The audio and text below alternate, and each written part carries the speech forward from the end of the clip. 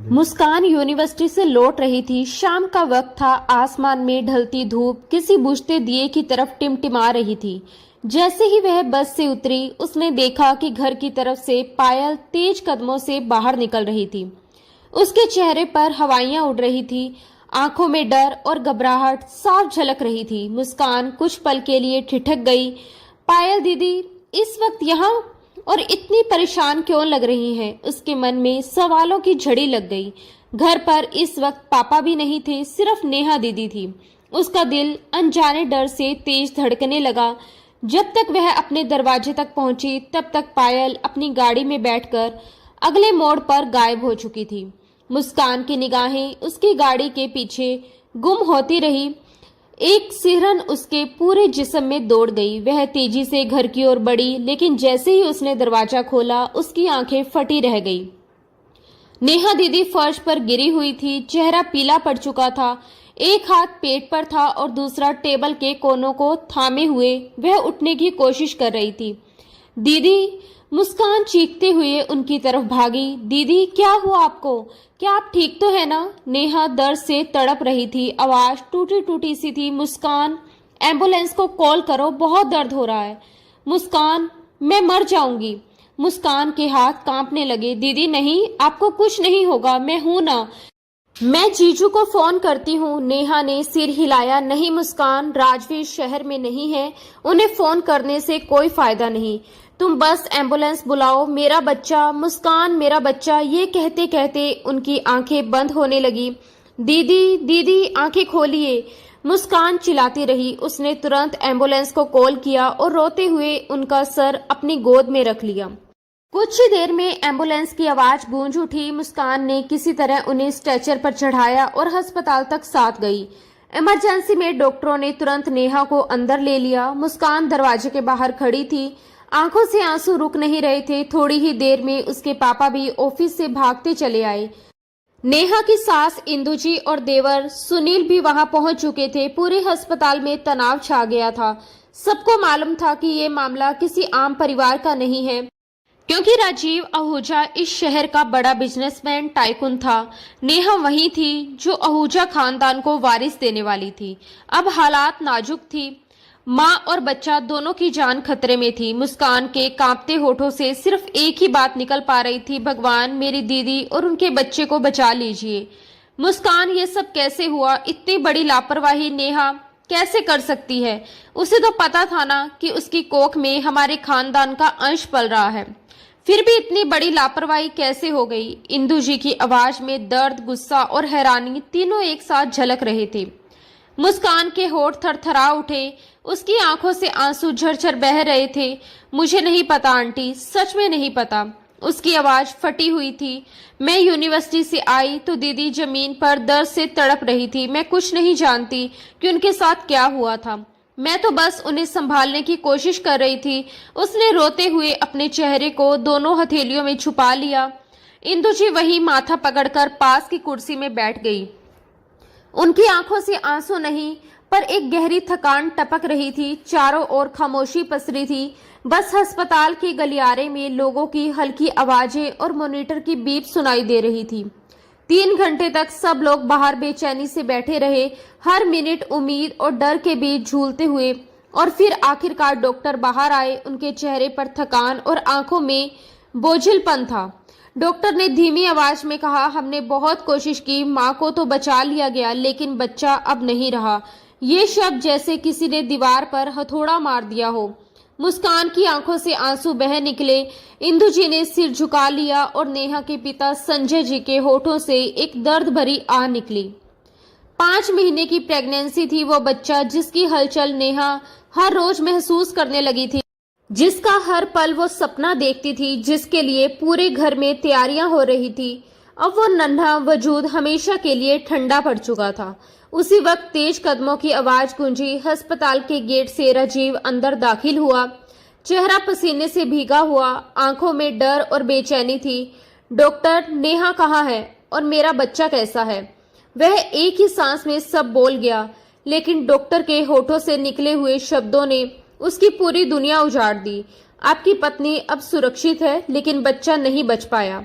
राजीव कुछ पल तक वहीं खड़ा रहा। आंखें फैल गई जैसे किसी ने उसकी सांसें खींच ली हो। फिर वह डगमगाते हुए पीछे की कुर्सी पर गिर गया। उसके हाथ कांप रहे थे, आंखें सूनी थी। उसे समझ नहीं आ रहा था कि यह सपना है या सच्चाई। जिस बच्चे के लिए उसने महीनों से तैयारी की थी, जिसके आने की मुस्कान में वह पूरा घर सजाने वाला था, वो बच्चा अब कभी नहीं आएगा। राजीव, खुद को संभालो, नेहा के पापा संजय ने आगे बढ़कर कहा। लेकिन उनकी बात पूरी होने से पहले ही इंदु जी गुस्से में फट पड़ी। संभाले कैसे? सब नेहा की गलती है। मैंने तुम्हें पहले ही मना किया था राजीव, उसे उसके मायके मत छोड़ो, लेकिन नहीं, तुमने मेरी एक बात नहीं मानी। अब देखो सब खत्म हो गया। राजीव की आंखों में लालिमा भर आई, उसकी मुट्ठियां भींच गई। उसने भारी आवाज में कहा, मैं नेहा को कभी माफ नहीं करूंगा, कभी नहीं। उसकी आवाज में टूटन थी, लेकिन लहजा पत्थर की तरह सख्त था। उसने आंखों की नमी को झटकते हुए चेहरा घुमाया और बिना पीछे देखे अस्पताल से बाहर निकल गया। वह यह जाने बिना जा चुका था कि अस्पताल के कमरे में नेहा धीरे धीरे होश में आ रही थी। आंखें खोलते ही उसने सबसे पहले जो नाम लिया वो राजीव था। उसकी आवाज में टूटन थी, बेबसी थी और एक ऐसी चाहत थी जो शायद अब अधूरी रह जाने वाली थी। वह राजीव से मिलना चाहती थी, उसके कंधे पर सर रखकर रोना चाहती थी, अपने बच्चे की मौत का गम उसी के साथ मिलकर हल्का करना चाहती थी। लेकिन किस्मत को कुछ और ही मंजूर था। राजवीर ने उसे दुत्कार दिया था, उससे नफरत करने लगा था, उसे अपने बच्चे की मौत का जिम्मेदार ठहरा दिया था। उसके दिल में गलतफहमी का जहर फैल चुका था। नेहा बिस्तर पर लेटी थी, आंखों से आंसू बहते जा रहे थे, होठ कांप रहे थे और उसकी रूह रो रही थी। उसकी दुनिया उजड़ चुकी थी। उसका बच्चा, उसका प्यार, उसका विश्वास, सब कुछ उससे छिन गया था। उसने आंखें बंद की और कमरे में बस मॉनिटर की धीमी बीप गूंज रही थी, जो अब किसी टूटे दिल की धड़कन जैसी लग रही थी। वो रोती सिसकती रह गई। राजवीर के पीछे पीछे उसकी माँ इंदु जी भी चली गई। अस्पताल की सफेद दीवारों के बीच अब सिर्फ उसकी बहन मुस्कान और उसके पापा संजय जी रह गए थे। चारों तरफ सन्नाटा पसरा था। बस मशीनों की बीप की आवाज उस सन्नाटे को तोड़ रही थी। बेबस संजय जी अपनी बेटी के पास आए। पापा, नेहा ने कांपती आवाज में पुकारा। आंखों में उम्मीद की आखिरी चमक थी। उन्होंने उसका माथा सहलाया। तुम ठीक हो बेटा? हमारे लिए बस यही सबसे बड़ी बात है। ये सुनते ही नेहा अपने आंसू रोक न पाई। पापा का हाथ कसकर पकड़ लिया। पापा, मेरा बच्चा। उसके शब्द गले में ही अटक गए। संजय जी ने आंखें बंद कर ली, आवाज में दर्द था। फिक्र मत करो बेटा, सब कुछ ठीक हो जाएगा। मगर खुद उनकी आंखों से आंसू ढुलक पड़े। मुस्कान भी पीछे खड़ी अपने आंसू पोंछ रही थी। दूसरी ओर राजवीर, जिसने ना तो मुड़कर देखा ना ही अस्पताल आया।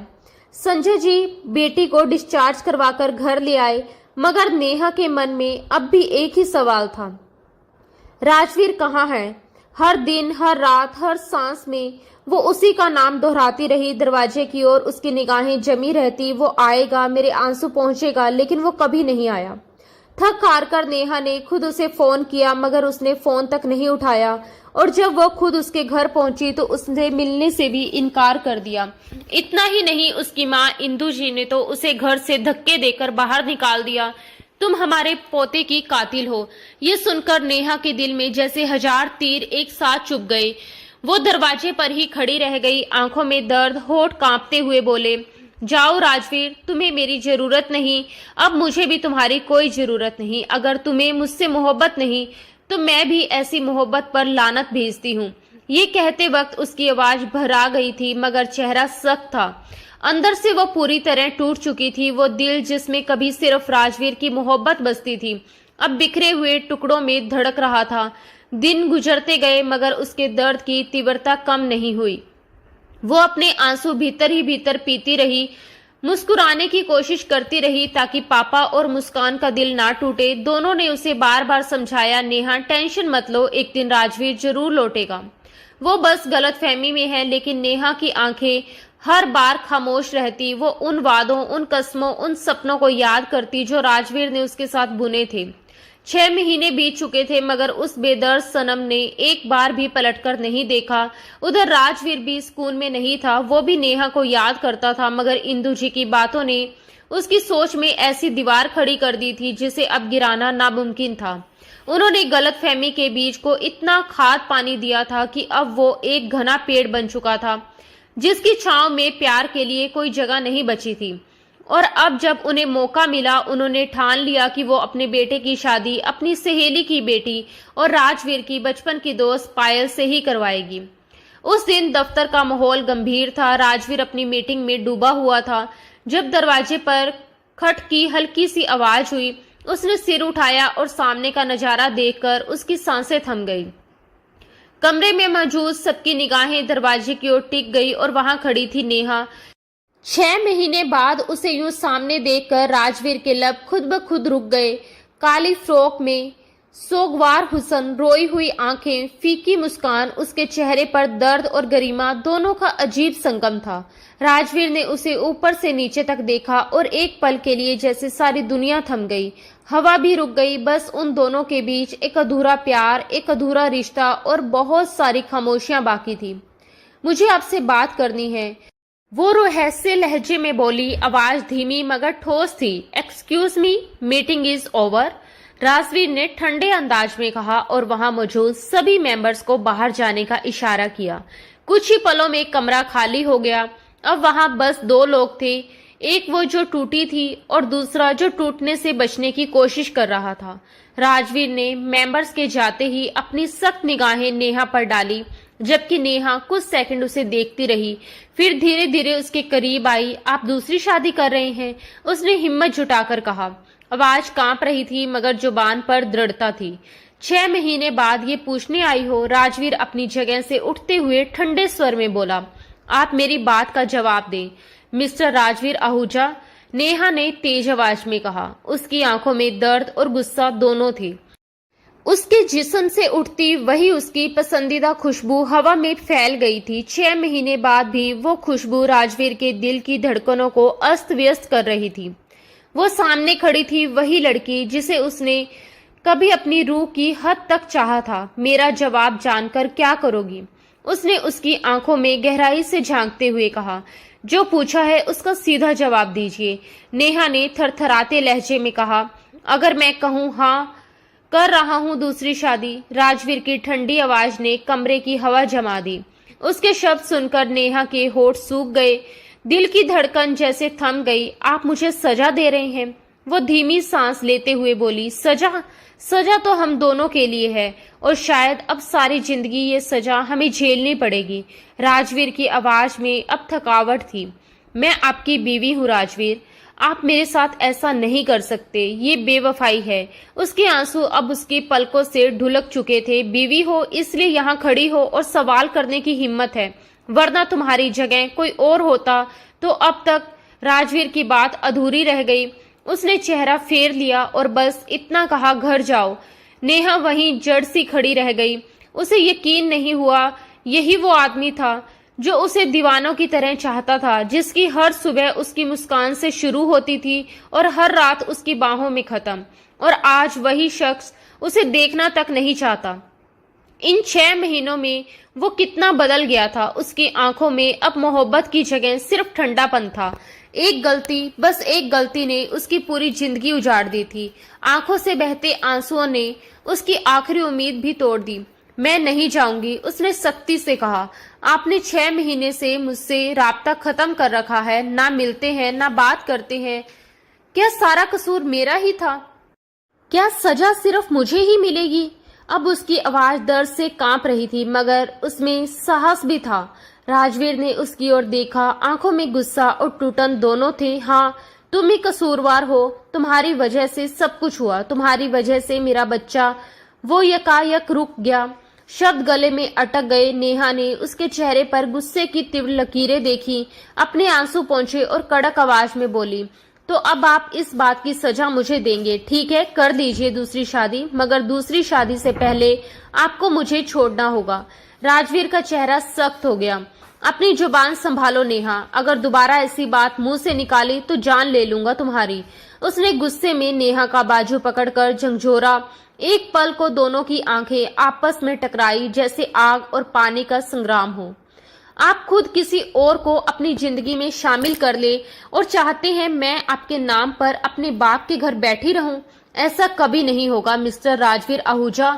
दूसरी शादी से पहले आपको पहली शादी खत्म करनी होगी। नेहा ने बिना डरे उसकी आंखों में आंखें डालते हुए कहा। राजवीर हंसा नहीं, बस गुस्से से बोला, तुम्हारी इतनी औकात नहीं कि मेरे नाम से खुद को अलग कर सको। याद रखो।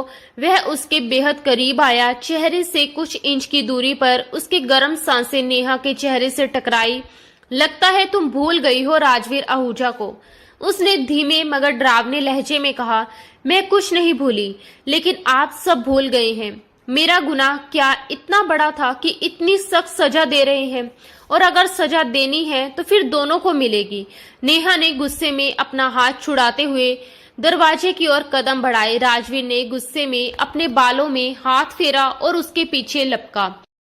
नेहा दरवाजा खोलने ही वाली थी कि उसने आगे बढ़कर दरवाजे को लॉक किया और उसे दीवार से सटाते हुए अपने दोनों हाथ उसके दोनों ओर रख दिए। उसका चेहरा नेहा के बेहद करीब था, इतना कि नेहा उसकी सांसों की तपिश महसूस कर रही थी। लगता है तुम अपनी जान देने पर तुली हो। अगर अलग होना चाहती हो तो ठीक है। राजवीर आहूजा तुम्हें खुद से जुदा कर देगा। तुम मेरी मोहब्बत के लायक ही नहीं थी। गेट आउट, उसने हर शब्द पर जोर देते हुए कहा और पीछे हट गया। उसकी बात सुनते ही नेहा के दिल पर जैसे कोई बिजली गिरी। उसकी आंखों से आंसू बह निकले। वो समझ गई कि अब सब खत्म हो गया है। वो शख्स जो उसकी जान था अब वही उसकी रूह से जुदा हो गया है। बिना कुछ कहे उसने दरवाजा खोला और बाहर निकल गई। राजवीर वहीं खड़ा रहा, बस उसे जाते हुए देखता रहा। बाहर सड़कों पर नेहा की कार बेतहाशा रफ्तार से दौड़ रही थी। 2 बार उसका एक्सीडेंट होते होते बचा, पर उसे परवाह नहीं थी। घर पहुंचते ही वह बिस्तर पर औंधे मुंह गिर पड़ी और बेकाबू होकर रोने लगी। आंखों के सामने वही लम्हे घूमने लगे जब उसने पहली बार बताया था कि वो प्रेग्नेंट है, और राजवीर मुस्कान से पागल हो उठा था, जैसे सारी दुनिया ही खुशियां उसे मिल गई हो। मगर एक गलती, बस एक गलती ने सब छीन लिया। उसका घर, उसका पति, उसकी ममता और सब खत्म।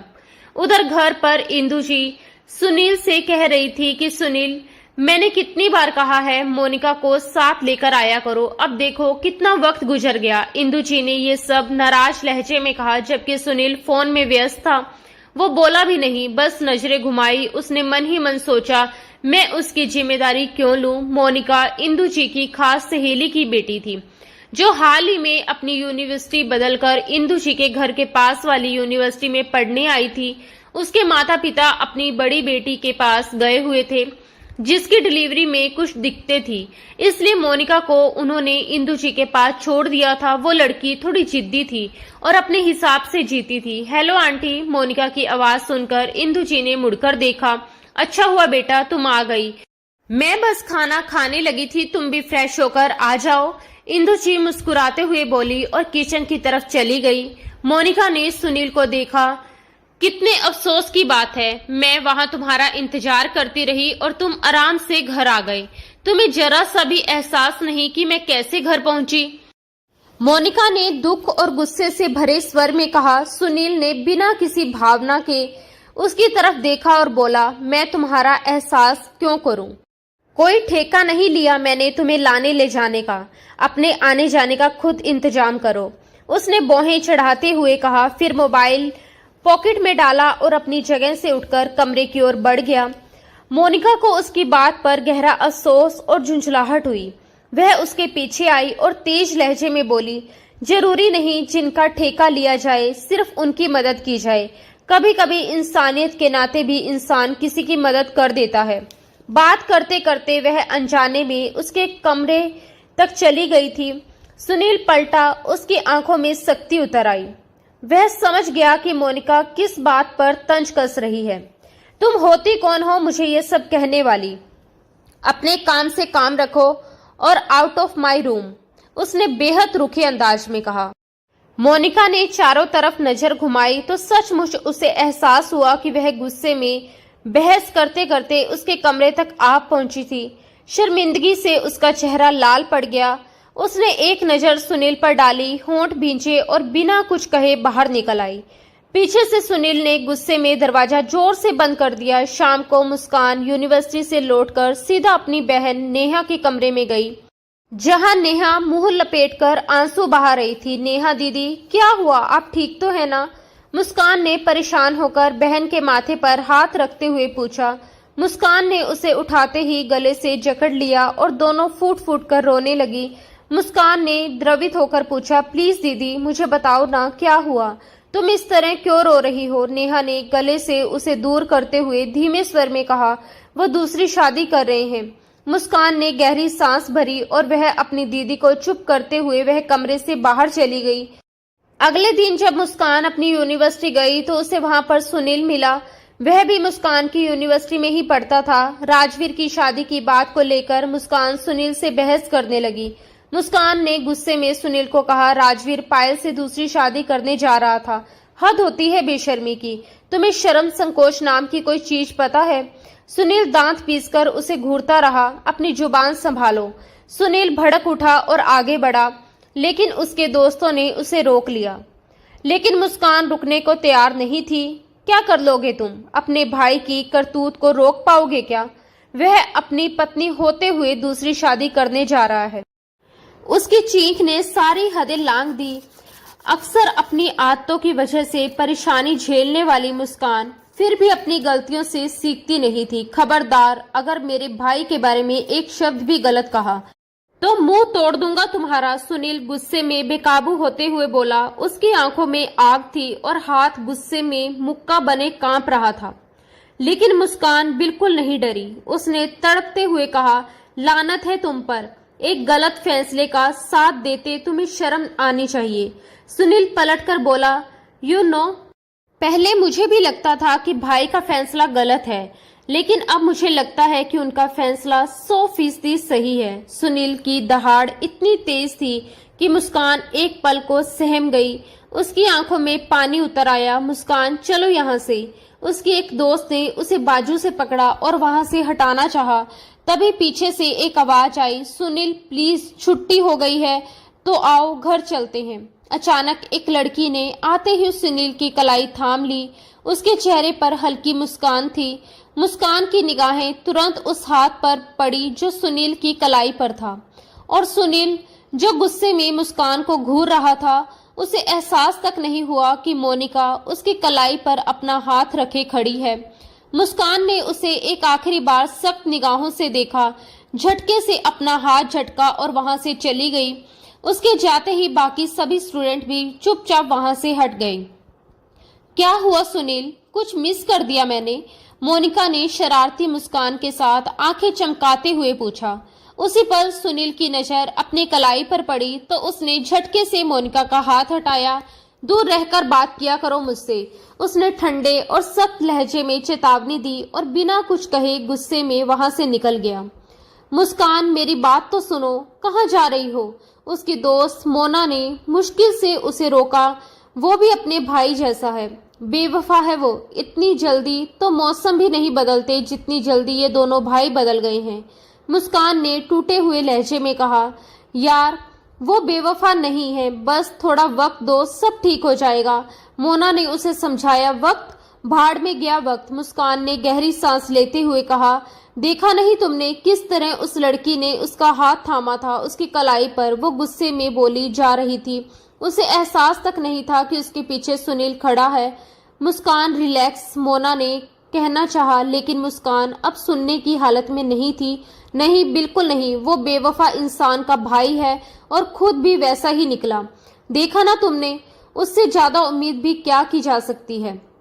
मुस्कान ने दांत भींचते हुए कहा।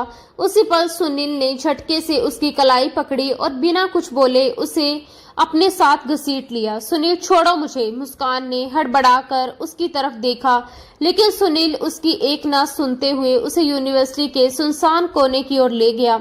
एक पेड़ के पीछे रुककर उसने उसे पेड़ से लगाते हुए सामने खड़ा हो गया। उसके दोनों हाथ पेड़ के तनों पर टिके थे और आंखों में तेज गुस्सा भरा था। उसने मेरी कलाई पर हाथ रखा। वो तुमने देखा, लेकिन मैंने उसका हाथ झटका वो नहीं देखा, सुनील ने गहरी आवाज में कहा। उसकी गंभीरता और गुस्सा मुस्कान को और बेचैन कर रहा था। मुस्कान ने गहरी सांस ली, अब भी गुस्से में थी। मुझे कुछ भी नहीं देखना, तुम्हारा भाई कर रहा है ना दूसरी शादी, तुम भी कर लो दूसरी मंगनी। बल्कि मंगनी की क्या जरूरत है, डायरेक्ट शादी कर लो, उसने तड़पते हुए कहा और सुनील को जोर से पीछे धक्का देना चाहा, लेकिन वह 1 इंच भी अपनी जगह से नहीं हिला। सुनील ने गुस्से से उसकी दोनों कलाई पकड़ ली और जोर से पेड़ के तने के साथ सटा दिया। उसकी आंखों में भयंकर क्रोध था। बहुत ही गुस्सा भर गया है ना तुम्हारे अंदर, किसी की भी नहीं सुनती हो तुम, वह कहते हुए उसकी कलाइयां कसकर दबोच रहा था ताकि उसे थोड़ी सी तकलीफ भी पहुंचने लगे। छोड़ो मेरा हाथ, जालिम इंसान, दर्द हो रहा है मुझे, मुस्कान ने माथे पर बल डालते हुए घूर कर कहा। मुझे भी बड़ा धक्का लगा था यहाँ दिल में जब तुमने बिना सोचे समझे सबके सामने इतना कुछ कह दिया था। सुनील का अंदाज ठंडा था, फिर भी गुस्से से लबरेज, और वही ठंडापन मुस्कान के रूह तक उतर जाता था।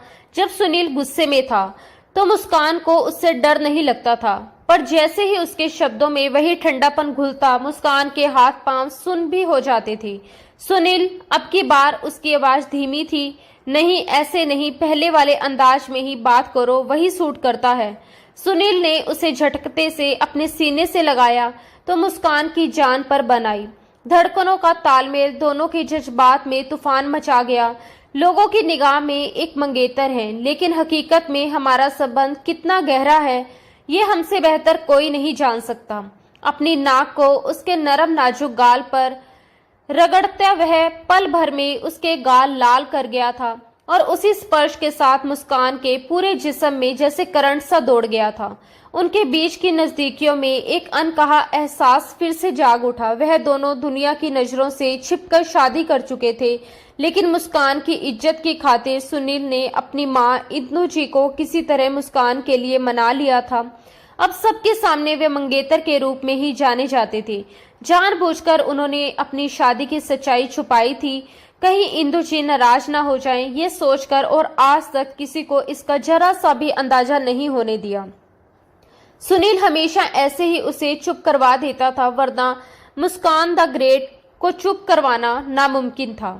अगली सुबह नेहा मुस्कान से कह रही थी कि मैं उन्हें कभी माफ नहीं करूंगी। अचानक से नेहा की आवाज ने मुस्कान को ख्यालों से झंझोर दिया। दीदी प्लीज ऐसे रो रो कर खुद को परेशान मत करो, मर्द जात होते ही बेवफा हैं, मुस्कान ने गुस्से में कहा।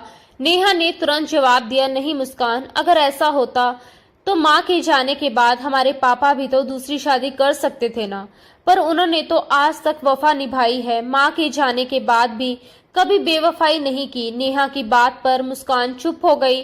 वह सच कह रही थी। नेहा की माँ तब इस घर से अचानक चली गई थी जब नेहा सिर्फ 10 साल की थी और मुस्कान 6 साल की। कोई नहीं जानता था कि वो कहाँ गई। इंसान मर जाए तो एक दिन सब्र आ जाता है, मगर अगर कोई जीते जी छोड़ जाए वो जख्म कभी नहीं भरता। किसी ने कहा वो रिश्तेदारों के पास गई है, तो किसी ने ये तक कह दिया कि वो किसी और के साथ भाग गई है, मगर संजय जी ने किसी की बात पर भरोसा नहीं किया। उन्होंने हर जगह ढूंढा, हर दरवाजा खटखटाया, पर अनीता जी का कोई अता पता नहीं चला। और आज 13 साल बाद भी उन्होंने उम्मीद का दामन नहीं छोड़ा था। उन्हें अब भी यकीन था कि उनकी अनीता एक दिन जरूर लौटेगी। दीदी उठो ना, पहले फ्रेश हो जाओ, फिर खाना खाते हैं, इस टॉपिक पर बाद में बात करेंगे। मुस्कान ने उसे समझाने की कोशिश की। अब कुछ कहने को बचा नहीं है मुस्कान, अब सिर्फ तलाक का नोटिस जाएगा उस राजवीर आहूजा को। कर ले वो दूसरी शादी, तीसरी, चौथी, जितनी चाहे उतनी शादियां, अब मुझे कोई फर्क नहीं पड़ता। नेहा के शब्दों पर मुस्कान ने अविश्वास से उसकी तरफ देखा। दीदी आप ये क्या कह रही हैं, तलाक? मुस्कान को यकीन नहीं हुआ कि उसने सही सुना है। राजवीर और नेहा का प्यार तो मिसाल हुआ करता था। उनके रिश्ते के गवाह सुनील और मुस्कान खुद थे, लेकिन वो मोहब्बत अब कहाँ खो गई कि आज नेहा तलाक की बात कर रही थी। हाँ मुस्कान, सही सुना तुमने, ये मेरी आखिरी फैसला है। इतना कहकर नेहा खुद को संभालती हुई बाथरूम में बंद हो गई, जबकि मुस्कान वहीं सोफे पर बैठी माथा थामे उलझे ख्यालों में डूबी रह गई। उधर राजवीर के घर नाश्ते के टेबल पर इंदु जी कह रही थी, राजवीर, कल भी हेमा का फोन आया था बेटा, आखिर वो बेटी वाले हैं, कुछ तो जवाब दो उन्हें। इंदु जी ने नाश्ते की टेबल पर बैठे खोए हुए बेटे को पुकारा तो वह चौंक पड़ा। जी मम्मा, आप कुछ कह रही थी, उसने जैसे ख्यालों से बाहर आते हुए कहा। हाँ बेटा, हेमा चाहती है कि मंगनी की डेट फिक्स कर ली जाए, तुम बताओ क्या कहते हो। इंदु जी की आवाज में गंभीरता थी, पर साथ ही एक माँ की उम्मीद भी झलक रही थी। कल की रख लीजिए। राजवीर के होठों से निकले इन शब्दों ने कमरे की हवा को जैसे ठहर सी दी। सुनील के चेहरे पर हैरानी साफ झलकने लगी। माँ, इतनी जल्दी किस बात की? अभी नेहा भाभी हैं। नाराजगी है तो क्या हुआ, रिश्ता तो है ना, तुम बीच में मत बोलो सुनील, ये बड़ों की बातें हैं। इंदु जी ने झट से टोका। राजवीर अपनी कुर्सी से उठ खड़ा हुआ। ये कागजी रिश्ता भी अब ज्यादा दिन नहीं चलेगा, उसने बेहद ठंडे और बेजबान लहजे में कहा। क्या मतलब है तुम्हारा? सुनील ने सख्त निगाहों से भाई को देखा। मतलब वही जो हर अनचाहे रिश्ते का होता है, दी एंड। इतना कहकर राजवीर लंबे डग भरता हुआ वहां से निकल गया। इंदु जी कुछ पल तक स्तंभ सी उसके पीछे देखती रही, फिर धीमे स्वर में बोली, चलो अच्छा है, जान छूटेगी। अब तुम भी इस मंगनी को खत्म करो और अपने भाई की तरह आगे बढ़ो। एक मिनट माँ, सुनील ने उनकी बात बीच में काट दी। वो भाई है जो सुन लेता है, मान लेता है, लेकिन मैं सुनील हूँ, अपनी जिंदगी के फैसले खुद लेता हूँ और खुद ही निभाता हूँ। आप अपना खेल भाई के साथ खेलिए, मेरी जिंदगी में दखल देने की कोशिश मत कीजिए। उसकी आवाज में वो दृढ़ता थी जो शायद पहले कभी ना थी। राजवीर की बात पहले ही उसके अंदर आग भड़का चुकी थी और अब माँ के शब्दों ने उस पर तेल डालने का काम कर दिया था। इंदु जी ने गुस्से में उसे देखा। तुम्हें समझाना मुश्किल हो गया है सुनील, मेरी बात ध्यान से सुन लो, चाहे जो भी कर लो, पर मैं मुस्कान को इस घर की बहू कभी नहीं बनने दूंगी। जैसे बड़ी बहन वैसे ही छोटी बहन, एक से बढ़कर एक, मुंह फट और बेहया। सुनील ने होठों पर एक तिरछी मुस्कान लाई। तो भाई की ला रही है ना आप, सादी, संकोची और शरीफ सी लड़की। चलिए वही आपकी पसंद सही, मेरे वाली तो ऐसी ही टेढ़ी है और मुझे वो ऐसी ही पसंद है। बहुत बदतमीज हो गए हो तुम। इंदु जी तमतमाते हुए बोली, कुछ नहीं भूला मम्मा, लेकिन शायद आप भूल रही हैं कि भाई की संतोष किस में है। सुनील ने उन्हें सवालों में उलझाते हुए दरवाजा खोला और यूनिवर्सिटी के लिए निकल गया। इंदु जी ने माथा पकड़ लिया। ना जाने क्या जादू कर दिया है इन दोनों बहनों ने। वह बड़बड़ाई, पहले राजवीर इनकी तरफदारी में जीता था, अब ये दूसरा भी उनके काबू में है। और मोनिका, वह ऊंची आवाज में बोली, मोनिका, तुम्हें यहाँ किस लिए बुलाया है मैंने? अगर तुमसे मेरा एक बेटा काबू नहीं होता तो साफ साफ बता दो, मैं कोई और इंतजाम कर लूंगी। आंटी, मैं तो कर रही हूँ कोशिश, लेकिन आपका बेटा मुझे मुंह ही नहीं लगाता, मैं क्या करूँ? मोनिका उदासी से बोली। तो फिर उसके और करीब जाओ, दोस्ती बढ़ाओ, अपने अंदाज दिखाओ। याद रखो, मर्द औरत की अदाओं के पीछे भागता है। आंटी हंसते हुए उसे अपने बेटे को फंसाने के नए नए तरीके समझा रही थी। आंटी, आपका बेटा अदाओं से नहीं फंसेगा, इसके लिए मुझे कुछ और बड़ा प्लान करना पड़ेगा, मोनिका सोचते हुए बोली। इंदु जी सिर हिलाकर उठ खड़ी हुई। अब उन्हें हेमा की खुशखबरी भी देनी थी कि राजवीर शादी के लिए राजी हो गया है, वह भी बहुत जल्दी। सुनील ने मोबाइल स्टेटस पर राजवीर की मंगनी का कार्ड पोस्ट किया। मुस्कान, जो सोने के लिए लेट रही थी, कार्ड पर कल की तारीख देखकर जैसे दुख के गहरे समंदर में डूब गई। उसने मोबाइल एक तरफ फेंकते हुए मन ही मन कहा, अफसोस अफसोस राजवीर जीजू, अगर मोहब्बत करने वाले आप जैसे बेदर्द और जालिम होते हैं तो कोई भी कभी मोहब्बत ना ही करे। सुनील के प्रति गुस्से के साथ वह सोच रही थी, मुझे तुमसे भी ये उम्मीद नहीं थी। भाई को समझाने की बजाय तुम उसका साथ दे रहे हो। बुज़दिल इंसान कहीं के। उसके दिमाग में हर बात उथल पुथल मच रही थी। पायल की बच्ची तो बहुत खुश होगी, उसके मन की हर मुराद पूरी हो गई, लेकिन पता नहीं दीदी क्या चाहती है। सब कुछ सच सच राजवीर जीजू को बता क्यों नहीं देती। तभी उसके फोन पर मैसेज टोन बजी। उसने देखा सुनील का मैसेज था। उसने कार्ड इनबॉक्स किया और स्पेशल इनविटेशन भेजा था। मुस्कान के सर पर करंट सा दौड़ गया, पैर जमीन पर ठंडे पड़ गए। तुम्हें अपने बुज़दिल भाई की मंगनी मुबारक हो। मुझे इनवाइट करने की कोई जरूरत नहीं। मुस्कान जलते दिल के साथ मैसेज पढ़ते हुए बैठ गई। सुनील खुद उठकर बैठा, उसे जैसे अपनी बात पर करंट सा लगा हो। उसने ये स्टेटस सिर्फ नेहा और मुस्कान के लिए ही ऑन किया था, बाकी सबको हाइड कर दिया था। स्टेटस देखकर भी मुस्कान चुप रही तो मजबूरन उसे इनबॉक्स करना पड़ा। बुज़दिल निकली तुम्हारी बहन, मैदान छोड़कर भाग गई। हिम्मत होती तो खड़ी होकर अपने हक के लिए लड़ती, ना कि डर के भाग जाती। सुनील के शब्दों पर मुस्कान ने माथा पकड़ लिया। भूल रहे हो कैसे तुम्हारी माँ ने मेरी बहन को हाथ पकड़कर घर से निकाल दिया, जैसे बच्चा सिर्फ उन्होंने खोया हो। मेरी बहन ने उस वजूद को 5 महीने तक महसूस किया है, अपनी कोख में उसके दर्द और हर धड़कन को महसूस किया। बताओ ऐसा कौन सा गुनाह था जिसकी वजह से उन्हें इतनी बड़ी सजा दी गई। जिंदगी मौत तो भगवान के हाथ में है, फिर भी इंसान सजा देने के लिए खुद को भगवान क्यों बना बैठता है। इतने लंबे मैसेज के बाद सुनील के पास कहने को कुछ नहीं बचा। उसने खामोशी से मोबाइल एक तरफ रख दिया।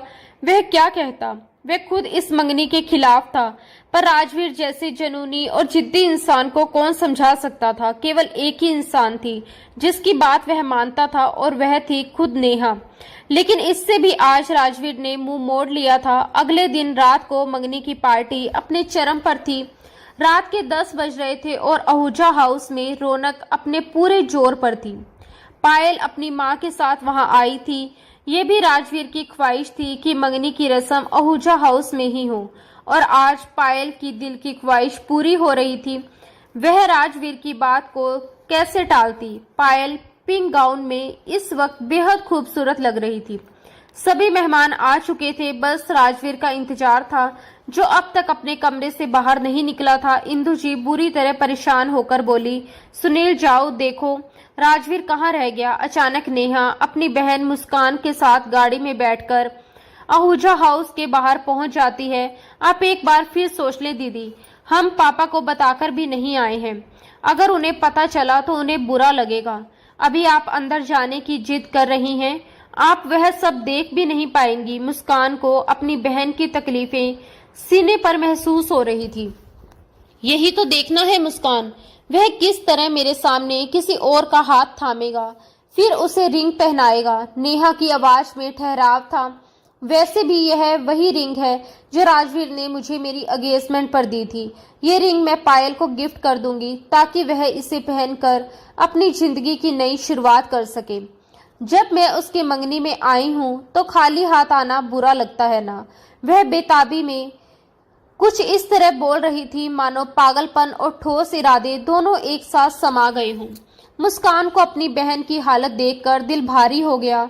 मैं भी तुम्हारे साथ चलती हूँ, मुस्कान ने कहा और गाड़ी से उतरने को तैयार हुई। नेहा ने उसे रोका, नहीं मुस्कान, तुम नहीं, आज ये मेरी अकेली की जंग है, मुझे ही लड़ना है। तुम यहीं मेरा इंतजार करो, मैं जल्दी लौट आऊंगी। कहकर नेहा उसे वहीं छोड़कर सामने बड़े गेट की ओर बढ़ गई और अंदर घुस गई।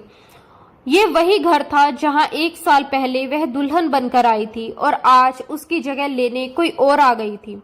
नेहा चलते हुए सीधा स्टेज के पास पहुंची। वहां राजवीर आहूजा खड़ा था, तालियों की गूंज में पायल को रिंग पहनाता। नेहा ने दिल बड़ा करके तालियां बजा दी। उसकी आंखें गिरे कांच जैसी नम थी, लेकिन चेहरे पर मुस्कान थी, एक जख्मी मुस्कान। मासूम चेहरा, फरेबी निगाहें, लबों पर हंसी और दिल में दर्द। नेहा ने माइक उठाया और उसकी आवाज पूरे हॉल में गूंज गई। राजवीर और सबकी निगाहें उस पर टिकी थी। मेरे दोस्त, जिसे यहाँ तुम्हारे जैसा दुश्मन चाहिए ही नहीं। उसने गाने के बोल बोलते हुए माइक एक तरफ रख दिया और स्टेज की ओर बढ़ गई। वहां एक खामोशी छा गई। बहुत बहुत बधाई हो मंगनी की। नेहा ने दोनों को देखते हुए मुबारकबाद दी। इंदु जी स्तंभ रह गई, जबकि राजवीर की तेज निगाहें उसी पर टिकी थी। कुछ गिफ्ट नहीं लाई, लेकिन ये लो। उसने अपनी उंगली में रिंग पकड़कर पायल की तरफ बढ़ा दी। मेरी तरफ से गिफ्ट, अब इस पर तुम्हारा हक है। लेकिन इससे पहले कि पायल रिंग लेती, राजवीर ने उसके हाथ से झपटकर रिंग ले ली और उसे गुस्से से घूरने लगा। नेहा ने आंसुओं के गोले हलक में अटके महसूस किए वह रुक नहीं सकी। शिकवा भरी निगाहें राजवीर पर डालते हुए वह घर की बैक साइड की ओर चली गई। राजवीर सब कुछ छोड़कर उसके पीछे दौड़ा। इंदु जी ने उसे पुकारा लेकिन वह अनसुनी करता तेज कदमों से नेहा के पीछे गया। नेहा नहीं जानती थी कि वह कहाँ जा रही है, बस उसे अब कुछ वक्त अकेले रहना था। जैसे ही वह पीछे के दरवाजे की ओर बढ़ी, राजवीर ने फौरन उसे बाजू से पकड़कर अपनी तरफ खींच लिया। वह सीधा उसके सीने से टकराई। गहरी सांस भरते हुए वह राजवीर को बेगानेपन से देखने लगी। राजवीर को उसके ऐसे देखने पर तकलीफ हुई। लीव मी, वह गुस्से में चिल्लाई। राजवीर ने उसका हाथ सख्ती से थाम लिया। बिना कुछ बोले उसे अपने कमरे में ले गया। दरवाजा लॉक करते हुए उसने उसकी तरफ घूरा। क्यों आई हो यहाँ? वही ठंडा गंभीर अंदाज, बिल्कुल भी शर्मिंदगी नहीं। नेहा जैसे पागल हो गई थी। उसने दोनों बाजुओं से उसे पीछे धकेलने की कोशिश की लेकिन राजवीर ने उसकी दोनों कलाइयों को पकड़ लिया और उसे अपने करीब खींच लिया। क्यों मुश्किलें बढ़ा रही हो अपने और मेरे लिए? वह गंभीर आवाज में कह रहा था और नेहा का दिल तेजी से धड़कने लगा।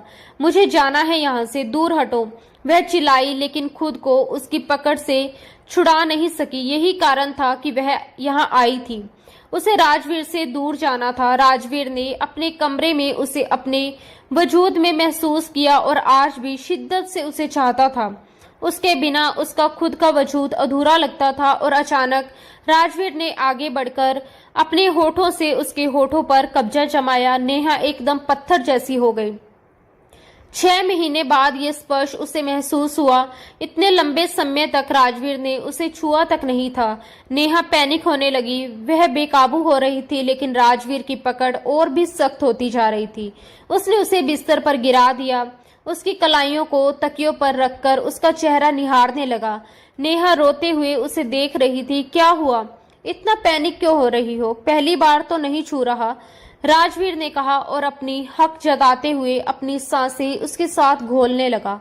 फिर बहुत प्यार से उसके माथे पर होठ रखे, उसकी आंखों में देखा और बारी बारी से अपने होठों को स्पर्श छोड़ता गया। नेहा पूरी तरह पत्थर जैसी हो गई थी। वह बिना पलके झपकाए उसे देख रही थी। राजवीर का जादू हमेशा की तरह काम कर गया था।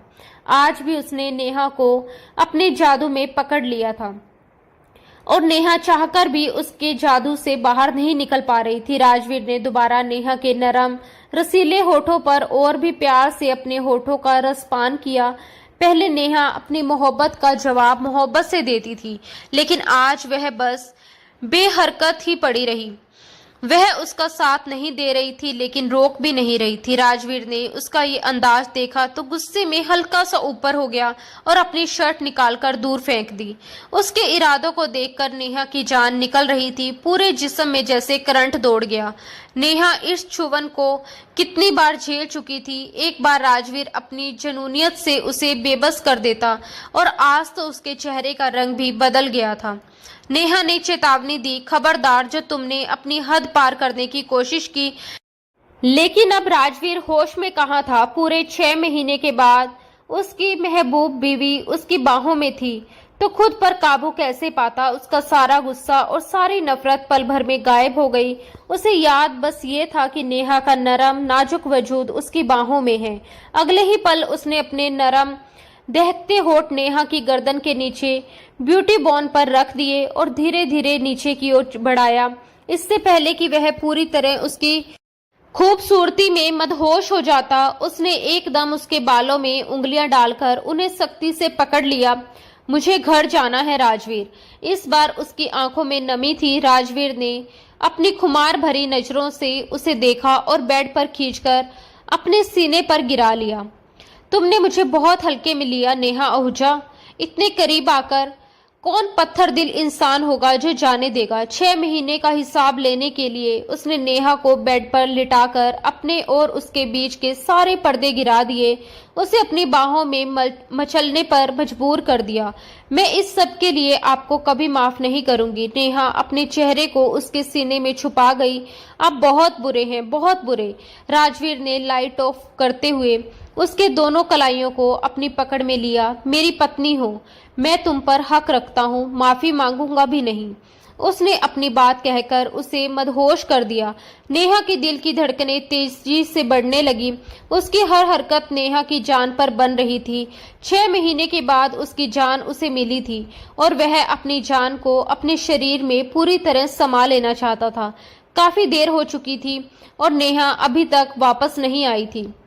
मुस्कान गाड़ी में बैठी उसका इंतजार कर रही थी। उसने गाड़ी आहूजा हाउस से थोड़ी पीछे एक बड़े पेड़ के नीचे खड़ी की थी ताकि गाड़ी पेड़ की छाया में छिपी रहे। रात का वक्त था, इसलिए सड़क पर अकेले गाड़ी खड़ी करना उसे ठीक नहीं लगा। वह बार बार नेहा को कॉल कर रही थी लेकिन नंबर बंद जा रहा था। हे भगवान, दीदी कहाँ रह गई? वह परेशान होकर बुदबुदाई, क्या करूं? राजवीर को कॉल लगाऊं या सुनील को? वह उलझन में थी। कुछ देर सोचने के बाद उसने सुनील को कॉल लगा दी। उधर सुनील राजवीर को नेहा का हाथ थामे अपने कमरे की तरफ जाते और फिर कमरे का दरवाजा बंद करते देख चुका था। यह सब देखकर उसके चेहरे पर एक अजीब सी मुस्कान आई थी। तभी उसने मोबाइल स्क्रीन पर मुस्कान की कॉल देखी और तुरंत रिसीव किया। बोलो मुस्कान, उसने सहजता से कहा। दीदी कहाँ है? मुस्कान ने गुस्से में कहा। मुझे क्या पता, मुझसे क्यों पूछ रही हो? सुनील ने लापरवाही से जवाब दिया। देखो सुनील, ज्यादा नाटक मत करो। मुझे पता है दीदी आहूजा हाउस के अंदर है। मैं उनके साथ ही आई थी। कब से बाहर वेट कर रही हूँ लेकिन वो वापस नहीं आई। मुस्कान ने सख्त लहजे में कहा। क्या कहा तुमने? तुम बाहर हो? वक्त देखा है, आधी रात हो रही है। सुनील ने घड़ी देखते गुस्से से कहा। मुझे लेक्चर मत दो, बस दीदी को भेजो। मुझे उनकी चिंता हो रही है। तुम्हारी दीदी वही है जहां उन्हें होना चाहिए, लेकिन लगता है तुम्हें थोड़ी डोज चाहिए। सुनील ने ताना मारा। उसके बाद मुस्कान ने गुस्से में मोबाइल को घूरा। मुझ पर अपनी अकड़ मत दिखाया करो, डरती नहीं मैं तुमसे, समझे? उसने तिल मिलाकर कहा और कॉल काट दी। आ गया बड़ा मुझे सीधा करने वाला, वह बड़बड़ाई और मोबाइल डैशबोर्ड पर पटक दिया। संजय जी शहर से बाहर थे, वरना मुस्कान इस तरह घर से अकेले कभी न निकलती। अब उसे गाड़ी में बैठे बैठे डर सा लगने लगा था। दीदी को एहसास तो होना चाहिए, कोई ऐसे छोड़कर जाता है क्या? वह खुद से बड़बड़ा रही थी। तभी उसकी गाड़ी के पास किसी के कदमों की आहट सुनाई दी। मुस्कान घबराकर जल्दी से सारे दरवाजे लॉक करने लगी, पर हड़बड़ाहट में एक दरवाजा अनलॉक हो गया। कुछ पल सन्नाटा रहा। उसने आसपास देखा पर कोई नहीं था। तभी उसने सुनील को कॉल करने के लिए मोबाइल उठाया ही था कि अचानक फ्रंट सीट का दरवाजा खुला और कोई अंदर आ गया। डर के मारे मुस्कान के हाथ से मोबाइल छूटकर नीचे गिर गया।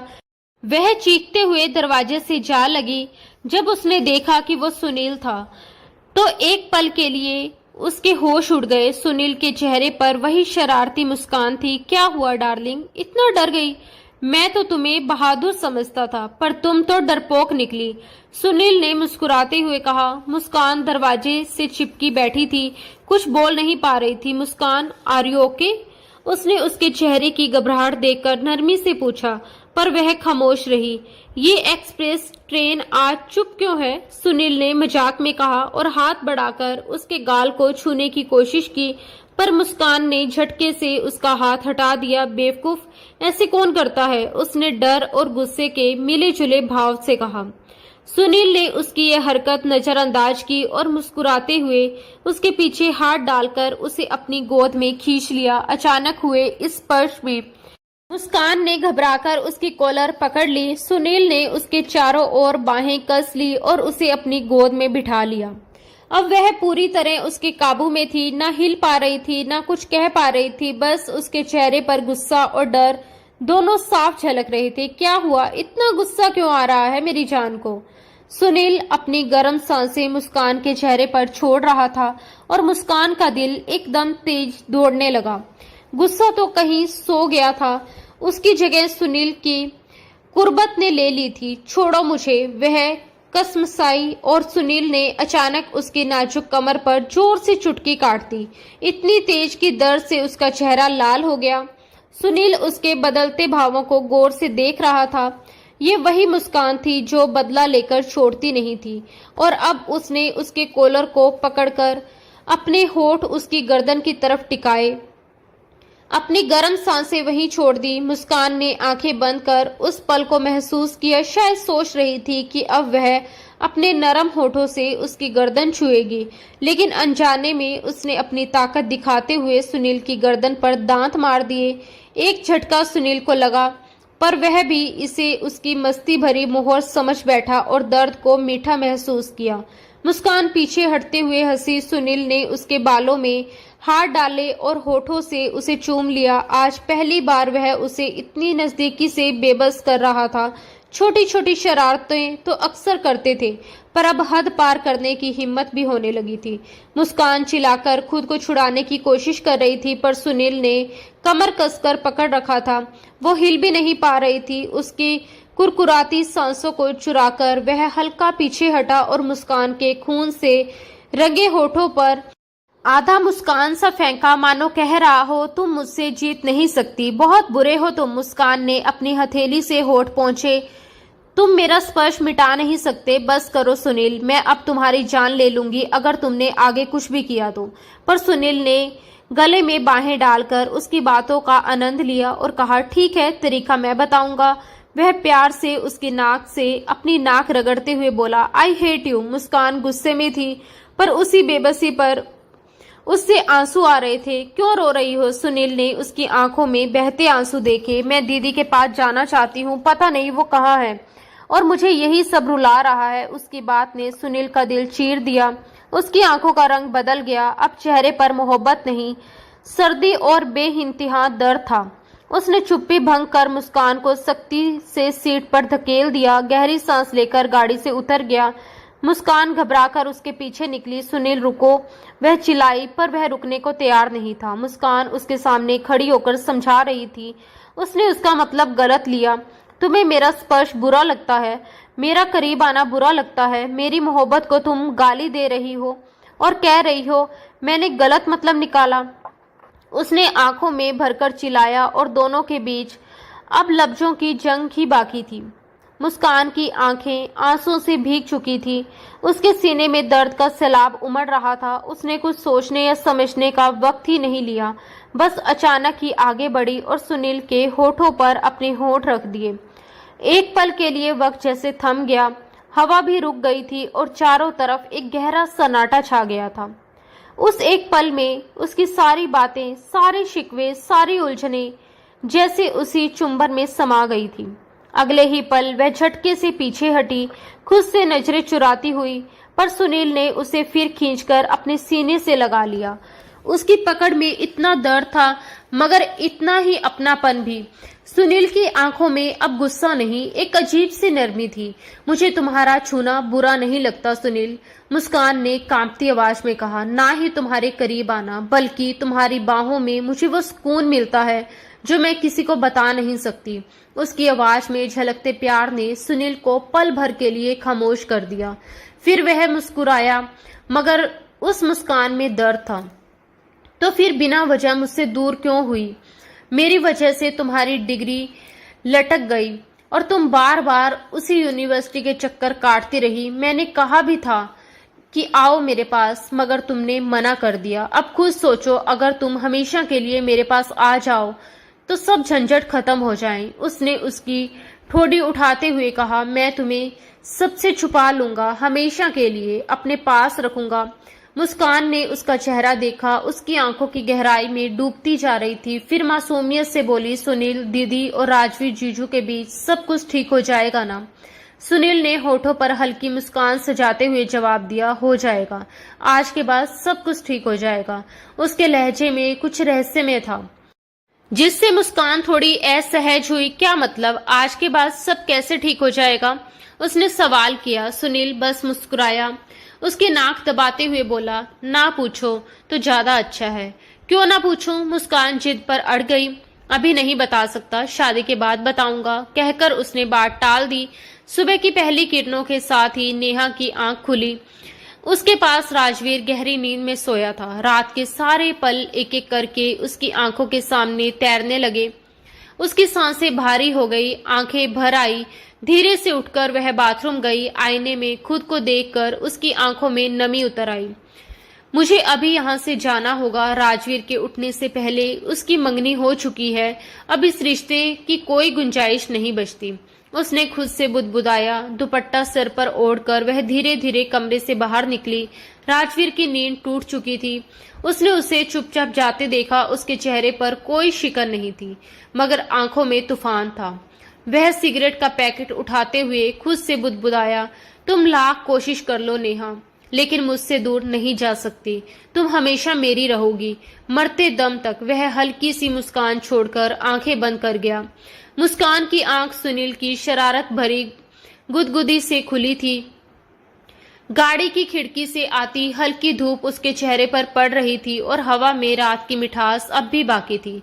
पूरी रात दोनों ने यूं ही गाड़ी में गुजार दी थी, कभी बातों में, कभी हंसी में, कभी एक दूसरे की आंखों में खोकर। सुनील ने फिर से उसकी कमर में उंगली से गुदगुदी की तो वह खिलखिलाकर हंस पड़ी। उसकी वह मासूम नटखट सी हंसी सुनील के दिल को छू गई। उसने आगे बढ़कर उसके होठों पर अपने होठ रख दिए, उसकी हंसी को अपने सीने में समेट लिया। एक पल को वक्त जैसे ठहर गया हो। हवा रुक गई थी, सिर्फ दिलों की धड़कनें सुनाई दे रही थी। तुम्हारी मुस्कान मेरी जिंदगी की सबसे बड़ी मुस्कान है, सुनील ने उसकी कान में धीमे से कहा और उसे फिर से अपनी बाहों में भींच लिया। मुस्कान ने अपनी आंखें बंद कर ली, जैसे दुनिया की सारी शांति उसी के सीने में छुपी हो। अचानक गाड़ी का दरवाजा खटखटाने की आवाज आई। दोनों चौंक पड़े। दरवाजे के बाहर नेहा थी। दीदी, अब आपको देखकर वो क्या सोचेगी? मुस्कान ने डरते हुए कहा। सुनील मुस्कुराया और बोला, कुछ नहीं सोचेगी, जानती है वो भी यार, आखिर शादीशुदा हैं और शादीशुदा कपल्स क्या करते हैं ये उन्हें भली भांति पता है। उसने आंख मारी और आराम से गाड़ी से उतर गया। नेहा ने उसकी ओर देखा पर तुरंत नजरें झुका ली। जैसे ही सुनील घर की तरफ बढ़ा, नेहा फौरन गाड़ी में बैठकर अंदर चली गई। कमरे में पहुंचते ही सुनील ने एक लंबी सांस ली। उसकी कमर में दर्द था क्योंकि पूरी रात उसने सीट की बैक पर टेक लगाकर मुस्कान को अपनी गोद में लिए जागते हुए बिताई थी। दूसरी ओर नेहा सीट से टिककर आंखें बंद किए बैठी थी। उसकी सांसें भारी थी। दीदी, आप ठीक तो है ना? मुस्कान ने उसकी तरफ झुककर पूछा। नेहा ने आंखें खोली, एक गहरी सांस ली और बुदबुदाई, बहुत दोगला इंसान है वो। एक तरफ पायल से मंगनी करता है और दूसरी तरफ मेरे साथ। उसकी आवाज टूट गई और आंसू बह निकले। क्या हुआ आपके साथ? मुस्कान ने सहमते हुए पूछा। नेहा ने खुद को संभालते हुए कहा, कुछ नहीं, गाड़ी तेज चलाओ। उसने चेहरा दूसरी तरफ घुमा लिया। मुस्कान चुप हो गई, पर उसके मन में सवालों का तूफान मचल रहा था। उधर आहूजा हाउस में तूफान पहले से ही उठ चुका था। आखिर तुम चाहते क्या हो राजवीर? इंदु जी की आवाज पूरे हॉल में गूंज रही थी। एक तरफ पायल से मंगनी करते हो और दूसरी तरफ वो लड़की सुबह तुम्हारे कमरे से निकलती है, ये सब क्या है? उनका गुस्सा 7वें आसमान पर था। राजवीर चुपचाप खड़ा था, मगर उसके चेहरे पर जमी शिकने उसके भीतर के ज्वालामुखी को बयां कर रही थी। तभी उसने ठंडी आवाज में कहा, वो बीवी है मेरी, तो मैं कौन हूं? पायल ने पीछे से रुकते हुए पूछा। राजवीर ने नजरें उठाई और कहा, तुम मंगेतर हो। उसकी आवाज में अजीब सी नरमी थी, पर आंखों में कठोरता साफ झलक रही थी। पायल का चेहरा एकदम उतर गया। उसने अपनी माँ की तरफ देखा, जैसे वहां से कोई जवाब मिल जाएगा। राजवीर, पायल से शादी से पहले तुम्हें अपनी बीवी को तलाक देना होगा, पायल की माँ ने कहना शुरू कर दिया कि राजवीर ने टेबल पर रखा गुलदान उठाकर पूरी ताकत से जमीन पर पटक दिया। आवाज पूरे घर में गूंज उठी। वो गुलदान कनाडा से लाया था, बेहद कीमती, मगर उस पल उसकी अहमियत राख बन गई। कुछ कह रही थी आप? राजवीर ने ठंडी मगर तीखी आवाज में पूछा। सबकी नजरें उसकी तरफ टिक गई। इंदु जी के चेहरे पर हैरानी थी। Rajveer, are you okay? उन्होंने धीमे से पूछा। राजवीर मुस्कुराया, मगर वो मुस्कान डरावनी थी। अब ओके हूं मम्मा, उसने कहा और कुर्सी घसीटकर आराम से टेबल पर बैठ गया। राजवीर, तुम ऐसे बर्ताव नहीं कर सकते हमारे साथ। ये मंगनी किसी जबरदस्ती से नहीं हुई थी, जैसे तुम हमें मुजरिम बना रहे हो, इंदु जी ने सख्त लहजे में कहा। राजवीर ने पायल की आंखों ही आंखों में डालकर कहा, मुजरिम तो तुम हो, क्या मतलब? पायल ने घबराते हुए पूछा। वो उठा, उसकी तरफ बढ़ा और बेहद ठंडे स्वर में बोला, मतलब ये कि जुर्म हुआ है, बहुत बड़ा जुर्म, जिसकी माफी भी नहीं मिलेगी, चाहे मांगो तब भी नहीं। राजवीर ने कहर भरी निगाहों से पायल को देखा। कहना क्या चाहते हो तुम? पायल ने ठंडी लेकिन चुनौती भरी आवाज में पूछा। उसकी आंखों में हैरानी नहीं बल्कि जवाब पाने की जिद थी। राजवीर धीरे धीरे अपनी जगह से उठा। उसके कदमों की आहट इतनी भारी थी कि कमरे का हर शख्स खामोश हो गया। वह पायल के बेहद करीब आया, उसकी आंखों में झांकते हुए बोला, तुम जानती हो अभी मेरा क्या दिल चाहता है? चाहता है कि तुम्हें इसी वक्त जिंदा जमीन में गाड़ दूं ताकि तुम्हारी सांसें हमेशा के लिए थम जाए। उसके शब्दों में इतना जहर था कि सबके रोंगटे खड़े हो गए। सुनील, जो ऊपर अपने कमरे में सोने गया था, नीचे की हलचल और टूटने की आवाज से चौंक कर भागा आया। उसने देखा टेबल के पास टूटा हुआ गुलदान बिखरा हुआ पड़ा है और राजवीर का चेहरा खून उतरने जैसा लाल था। आखिर मैंने ऐसा क्या किया है? तुम मुझे मारने पर उतारू हो गए, पायल ने गुस्से में चीखकर कहा। राजवीर ने उसकी तरफ इशारा करते हुए गरज कर कहा, तुमने मेरे बच्चे को मार डाला, इस दुनिया में आने से पहले ही उसका खून कर दिया। तुम हो मेरे बच्चे की कातिल। सन्नाटा छा गया। सभी हैरानी से एक दूसरे का चेहरा देखने लगे। पायल की मां ने घबराकर बेटी की आगे कदम बढ़ाए। ये कैसी बकवास है? हमारी बेटी ऐसा कभी नहीं कर सकती। लेकिन राजवीर ने दहाड़ते हुए कहा, खबरदार, आप भी बराबर की गुनहगार हैं। मेरे पास सबूत है, कानून देगा आपको सजा। मेरे बच्चे को तुम लोगों ने मुझसे छीन लिया। उसकी आंखें लाल हो चुकी थी, मानो उसमें आग जल रही हो। ये सब झूठ है, ये सब उस नेहा का बनाया हुआ खेल है, पायल ने कांपती आवाज में कहा। मैं तो गई ही नहीं थी वहां पर, वो खुद ही फिसलकर सीढ़ियों से गिरी थी। झूठ, राजवीर दहाड़ा। नेहा ने मुझे कुछ भी नहीं बताया, लेकिन तुमने खुद अपनी जुबान से सच उगल दिया। पायल के चेहरे से सारा खून उतर गया, उसकी आंखें फैल गई। वह एक पल के लिए जड़ होकर रह गई, जैसे खुद अपने ही जाल में फंस गई हो।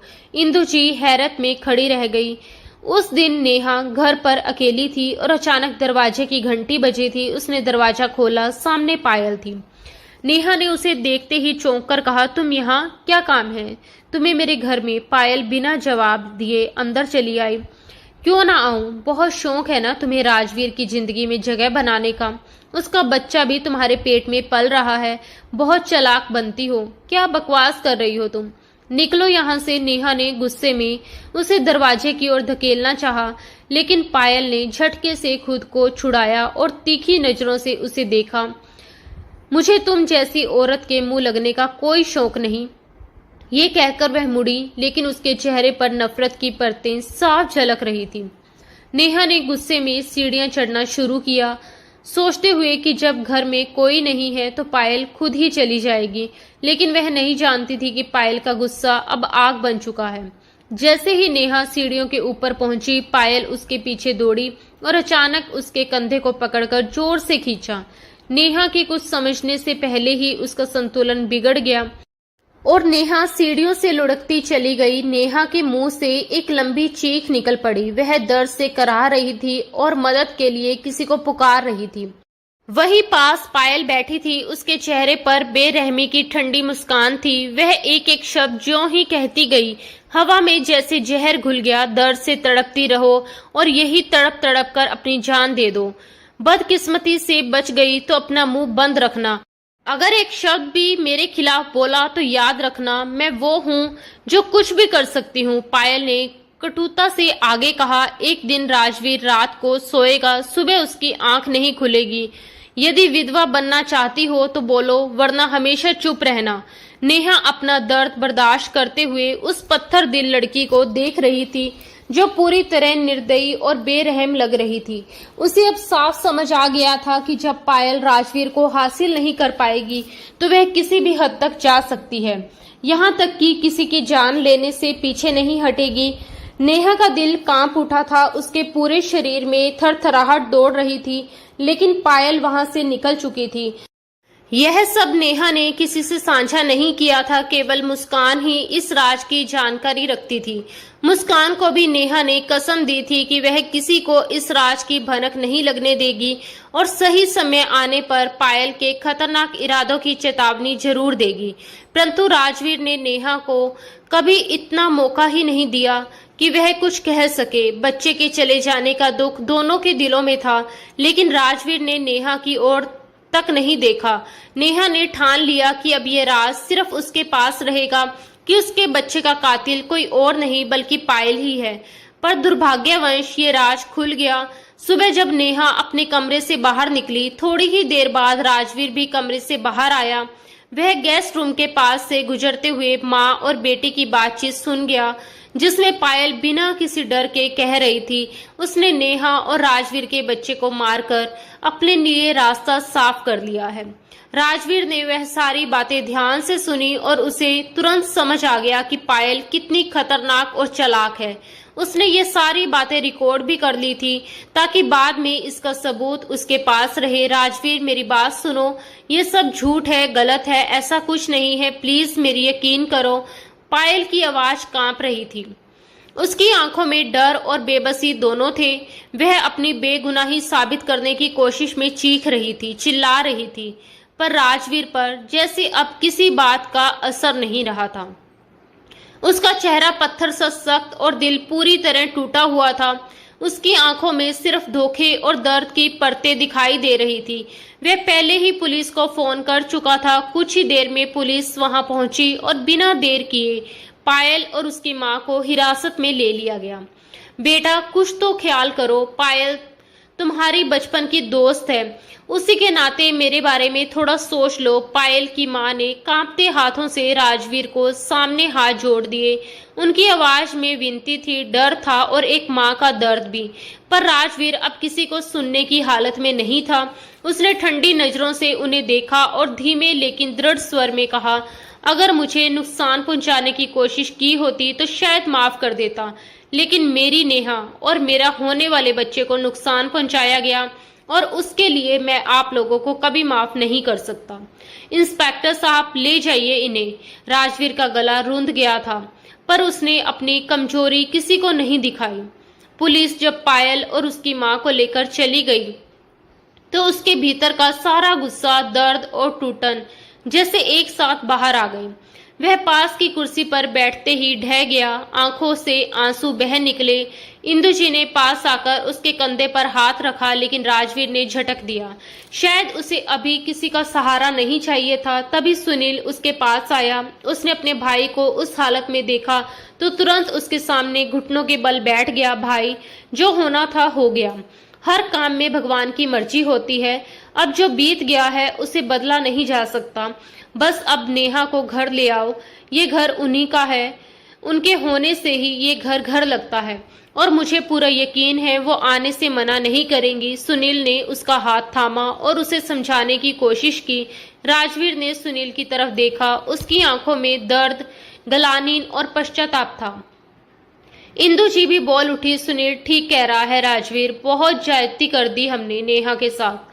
अब वक्त है अपनी गलती सुधारने का। हमने उसे बहुत दुख दिए, बहुत बार तोड़ा है। अब उसे छोड़ने का वक्त है, उससे माफी मांगने का वक्त है। कहते कहते उनकी आंखों से आंसू बह निकले। राजवीर अब भी खामोश था, लेकिन उसके भीतर कुछ टूट चुका था और शायद कुछ बदल भी रहा था। उधर नेहा घर लौटते ही अपने कमरे में चली गई थी। पूरे दिन किसी ने उसे बाहर नहीं देखा। शाम तक वह कमरे में बंद रही, जैसे हर बात, हर दर्द अपने भीतर समेट लेना चाहती हो।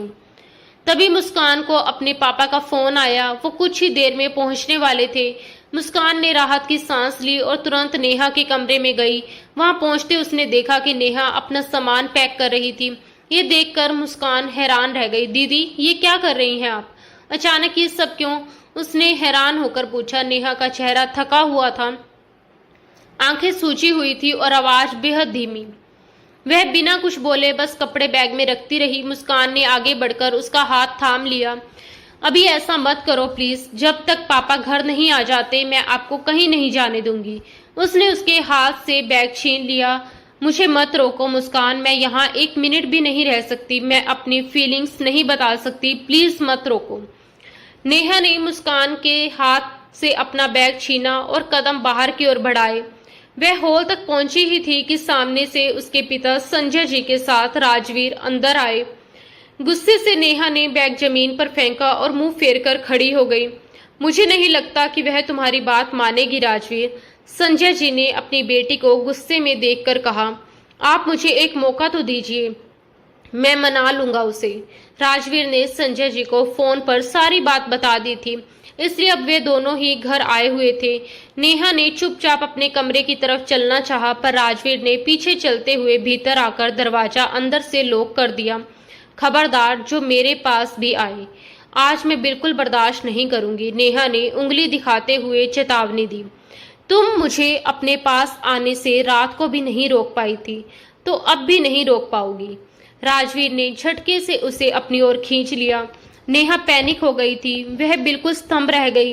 राजवीर ने जैसे ही नेहा के गालों पर आंसू देखे, झट से उन्हें अपने हाथों से पोंछ लिया। मुझे पहले क्यों नहीं बताया कि हमारे बच्चे को वह पायल नुकसान पहुंचा सकती थी। राजवीर का रंग बहुत लाल हो गया था। तुम्हारी जान को खतरा था, वह तुम्हें मार भी सकती थी। मैं बस मौके की तलाश कर रही थी, और तुमने भी तो मुझे कभी मौका दिया ही नहीं। एक बार भी मुझे बोलने का मौका नहीं दिया, बिना मुझे सजा सुना दी। नेहा ने गुस्से से उसे धक्का देने की कोशिश की, पर वह असफल रही। उसकी इतनी औकात नहीं थी कि राजवीर आहूजा तक पहुंच पाए। कुछ पल के लिए चुप रहकर राजवीर ने धीरे से कहा, मानता हूँ मेरी गलती है, क्या माफ नहीं करोगी? वो उसके आंसू अपने लबों से चूमते हुए बोला। आप सब मर्द इतना सब कुछ करने के बाद माफी कैसे मांग लेते हैं? नेहा ने तंज किया। शायद इसीलिए कि हमें यकीन होता है कि हमारी जान हमें माफ कर देगी। राजवीर ने उसके सामने सर झुकाते हुए कहा, अगर यही गलती औरत करे तो तुम मर्द कभी माफ नहीं कर सकते। तुम्हारे अंदर ये हौसला नहीं है।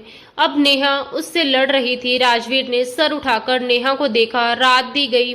उसकी मोहब्बत के हल्के हल्के निशान नेहा के चेहरे पर खिलते हुए उसे और भी खूबसूरत बना रहे थे। अब ऐसा क्या देख रहे हो? मैंने आपको माफ नहीं करना। नेहा मुंह फेरकर खड़ी हो गई। राजवीर उसके सामने खड़ा था, अभी भी बस उसे ही देखे जा रहा था, और नेहा की नजरों की तपिश से परेशान होकर उसने अपनी आंखों के सामने हाथ रख लिए। मुकाबला तो आज भी नेहा का उसके सामने नहीं था। आज भी वह जालिम बेदर्द सनम उसका दिल धड़काए जा रहा था। क्या हुआ? मुझे छूने भी नहीं दे रही और देखने भी नहीं दे रही, ये तो बड़ा जुल्म है। वह मासूमियत भरे अंदाज में बोला। अच्छा, जो रात को किया वो क्या था? नेहा उसे पहले वाले रूप में देखकर वह खिल उठी थी, और राजवीर भी उसे यूं चहकता देखकर जी उठा था। वह भी मेरी मोहब्बत थी, ये कहकर उसने आगे बढ़कर नेहा को अपनी बाहों में समेट लिया और उसके माथे को चूम लिया। वह उसे लेकर बाहर आया। बाहर महफिल सजी थी। इंदुजी, संजय साहब और सुनील, मुस्कान सब एक साथ बैठे थे। सुनील और मुस्कान की शादी की बातें कर रहे थे। पहले सुनील को अपने पैरों पर खड़ा तो होने दे। अचानक राजवीर की बात पर सभी चौंक उठे। लीजिए, ये हो गया खड़ा। सुनील फौरन खड़ा हुआ और सबको दिखाते हुए बोला, तो सभी का एक जोरदार कह कहा गूंजा। राजवीर ने आगे बढ़कर छोटे भाई को गले लगाया। खुश हो जाओ, तुम्हारी शादी की डेट फिक्स करके ही जाएंगे। ये सुनकर मुस्कान के चेहरे पर भी रंग बिखर गए और सुनील भी खुशी से खिल उठा। ठीक 1 महीने के बाद मुस्कान और सुनील की शादी की डेट फिक्स हो गई थी। राजवीर नेहा को साथ ले जाना चाहता था, लेकिन मुस्कान ने साफ इनकार कर दिया कि अब नेहा दीदी मेरे साथ ही विदा होकर आहूजा हाउस आएंगे, और मुस्कान की इस बात पर सुनील ने भी उसका साथ दिया। सबकी खुशी को देखते हुए यही तय हुआ कि नेहा भी मुस्कान के साथ दोबारा इस घर से विदा होकर जाएगी, और राजवीर गुस्से से सुनील और मुस्कान को घूर रहा था। वह तो आज ही अपनी प्यारी बीवी को अपने साथ ले जाना चाहता था। अपने दिल की बेचैनी को उसके पहलू में लेटकर चैन पहुंचाना चाहता था। उसने मायूस सूरत बनाकर नेहा पर एक नजर डाली, और उसकी इस हरकत पर सब लोग हंस पड़े। ठीक 1 महीने के बाद दोनों बहनें विदा होकर आहूजा हाउस पहुंच चुकी थी।